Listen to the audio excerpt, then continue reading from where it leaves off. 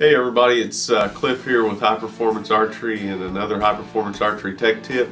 I'm here with Rich from Real Hot Outdoors, and we're going to discuss arrows and arrow selection, a couple of the differences in arrows for different applications, how maybe a target type arrow differs from a hunting type arrow.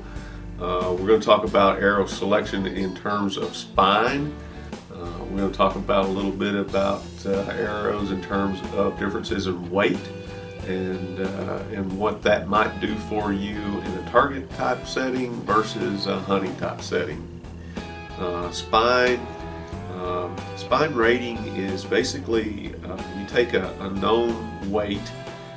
You take a 28-inch section of an arrow, you hang that weight off the center, and spine is just the amount of deflection you get, or the amount of bend that you get. And it's measured in inches, or parts of an inch, basically. This particular arrow is a 400 spine, or a .400 spine, which means that over a 28-inch section of this arrow, when you hang that weight off of it, it's going to deflect 0.4 inches, or 0.400, and so that's 400 spine. What that does for you is makes you able to go to a selection chart, and you can take, once you determine your appropriate length and your the weight, the draw weight of your bow and the length of the arrow, you can go to a selection chart, and it will give you a range of different types of shaft that would fit your application. And so that's a really good place to start when you're doing arrow selection based on spine rating or spine group.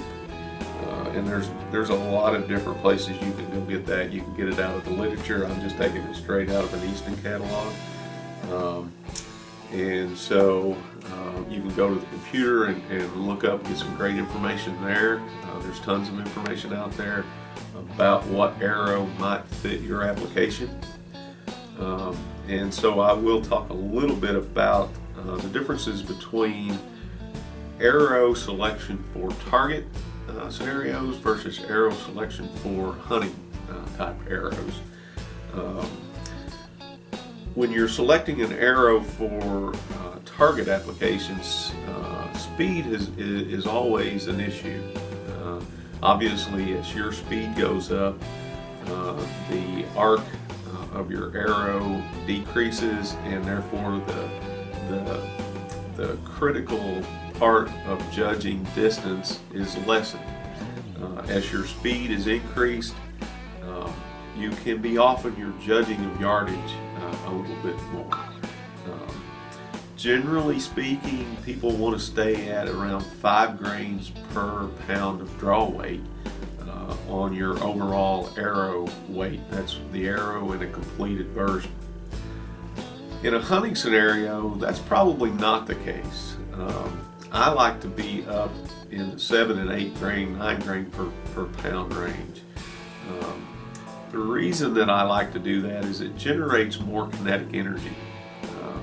For a hunting arrow, you still want to get as much speed as you can, but you still want that arrow to have enough kinetic energy when it reaches the animal that you're hunting.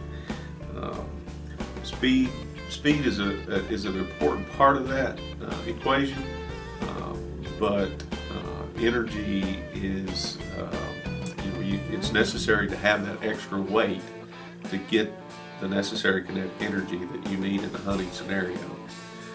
A couple of other things I wanted to mention. As you have arrows for different purposes. This arrow is specifically made for lighter weight. It's called a junior. It's made for lighter weight bows. You want to make sure that you read all of the information about the arrow that you choose. and make sure that your spine is appropriate, because again, if you shoot an arrow out of a bow that is critically underspined, it can break, it can fail during the shot cycle. You know, there's several videos out there of people with carbon arrows that have failed, that have gone through the backs of their hands.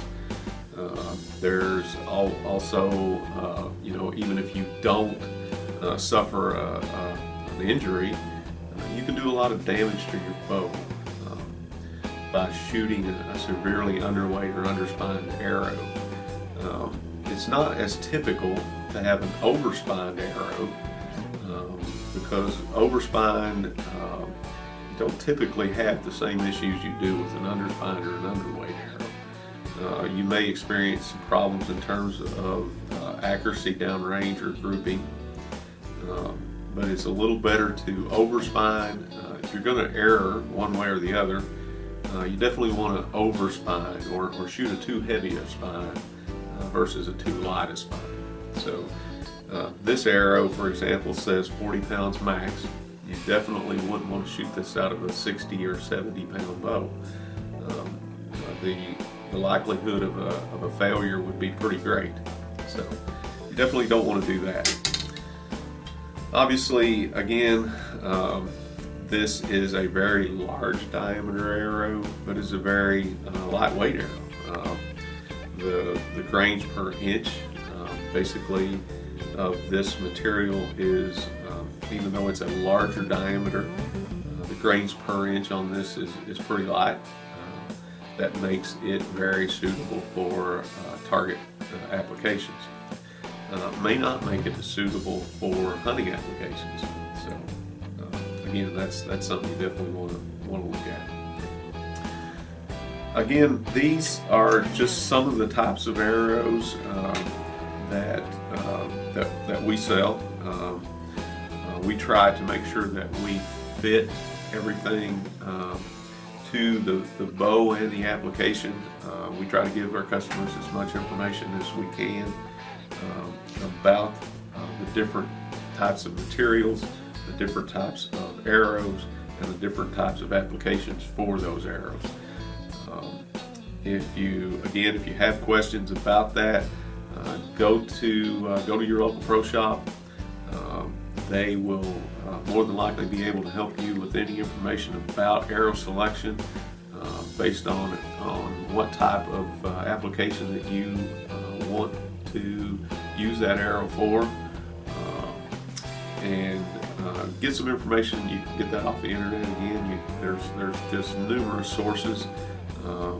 Most of the time you can go into the shops and they have free literature as well that you can take a look at for the different types and brands of arrows out there. Match your weight to the application, match your spine to the application, and match your components to the type of arrow that you select. And that's your high performance tech tip of the day.